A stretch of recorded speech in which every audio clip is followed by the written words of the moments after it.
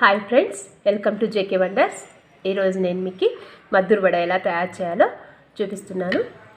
చూడండి, ఎంతో కలర్ఫుల్గా క్రిస్పీగా, చూసారా లోపల కూడా అంత బాగా ఫ్రై అయింది. ఈరోజు రెసిపీ ఎలా తయారు చేయాలో చూసేసుకుందాం.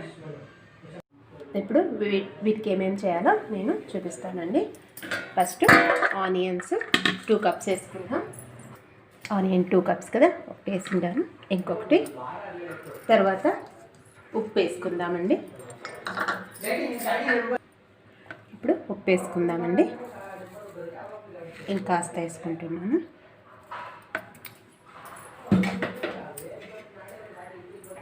శనగిత్తనాలు కచ్చా పచ్చగా గ్రైండ్ చేసుకున్నాడండి. మీరు గోడంబి కూడా వేసుకోవచ్చు.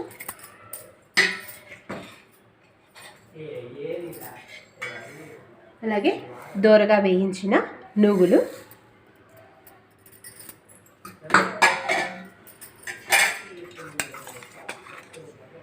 పచ్చిమిర్చి కారానికి తగినట్టు, ఇది పచ్చిమిర్చి తర్వాత శుంఠి 2 చేర్చుకొని పేస్ట్ చేసుకున్నానండి.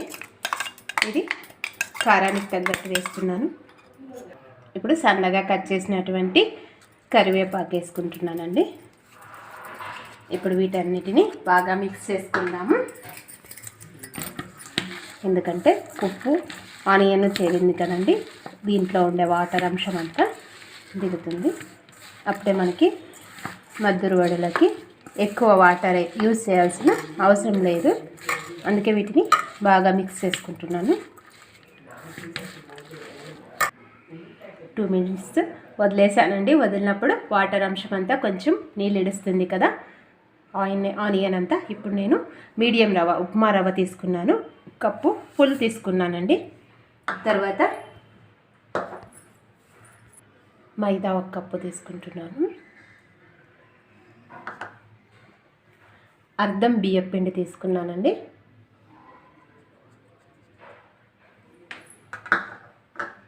ఇప్పుడు నెయ్యి 1 స్పూన్ వేసుకుంటున్నాను.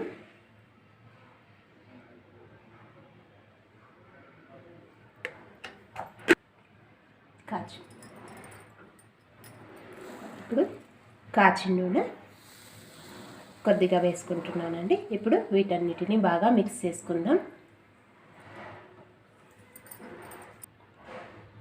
ఆయిల్ వేడిగా ఉంటుంది కదా, చూసుకొని పూర్తి అన్నీ మిక్స్ అయ్యేలాగా అంతా ఒకసారి మిక్స్ చేసుకోండి.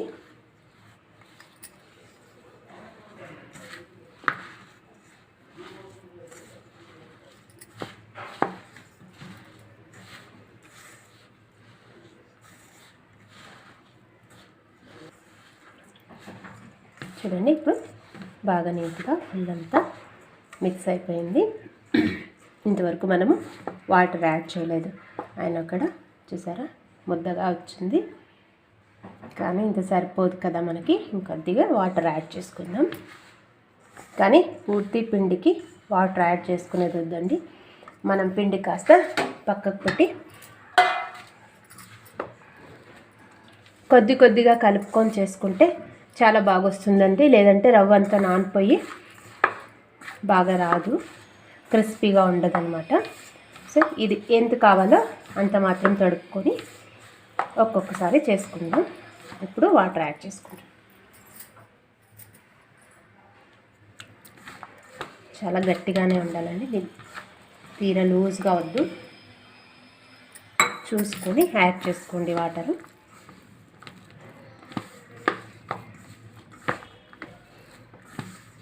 బాగా నాదుకోవాలండి రవ్వ, అప్పుడే బాగా వస్తుంది.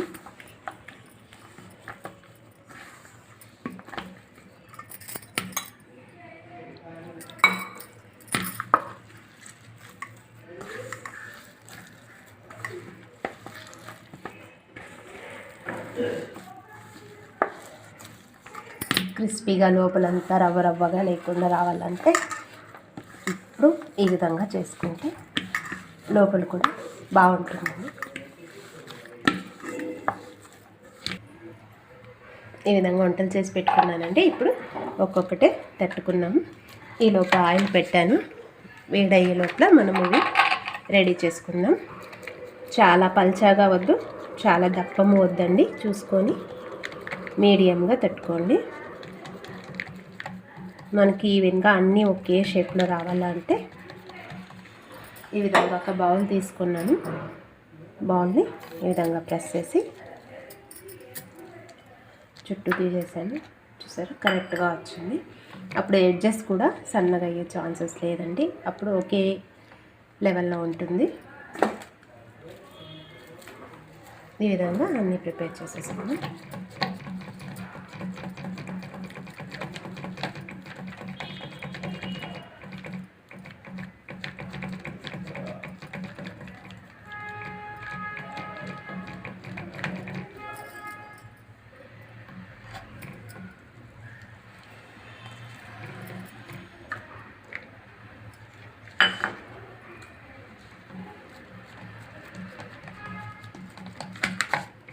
సిమ్లో పెట్టుకొని గోలించుకోవాలండి. ఇప్పుడే బాగా కాలుతుంది. మనం కొద్దిగా మందంగా వేసింటాం కదా, సో లోపల వరకు బాగా క్రిస్పీగా రావాలంటే సిమ్లో పెట్టి చేసుకోవాలి.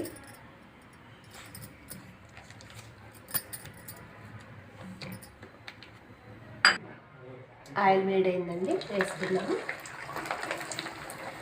రవ్వ ఈ విధంగా పర్ఫెక్ట్గా ఉంటే మీకు ఈ విధంగా చేతికి తీసుకున్న కట్ కాదు. చూడండి, తీర పంచాగా కాకుండా రవ్వ మీడియంగా కలుపుకోండి.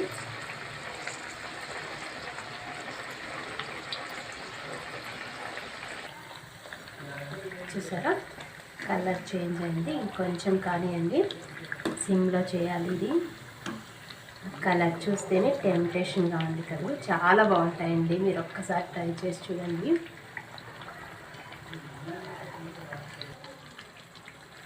అయ్యిందండి, ఇప్పుడు తీసుకుందాం. సరే, ముందు ఒకే కలర్ వచ్చింది. ఈ విధంగా మొత్తం అని చేసేసుకుందామండి. ఇప్పుడు ఇంకొకసారి వేసుకుందాం. మీరు ఈ విధంగా మోల్డ్ చేసుకోవడం వల్ల మనం తట్టిండేది కూడా ఈవెన్గా వస్తుందండి. మా వడ పూర్తి ఒకే లెవెల్లో ఉంటుంది. సో బాగుంటుంది. ఈ విధంగా మోల్డ్ చేసుకోవడం వల్ల, మనం చేతితో తట్టడం వల్ల పల్చాగా ఒకటి దప్పం ఒకటి షేపులు పోతుంటుంది.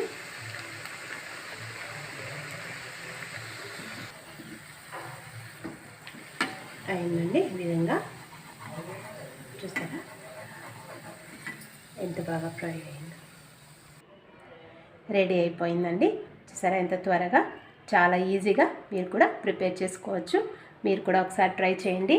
ఈ రెసిపీ మీకు నచ్చినట్టయితే లైక్ చేయండి, షేర్ చేయండి, సబ్స్క్రైబ్ చేయండి. Thank you friends.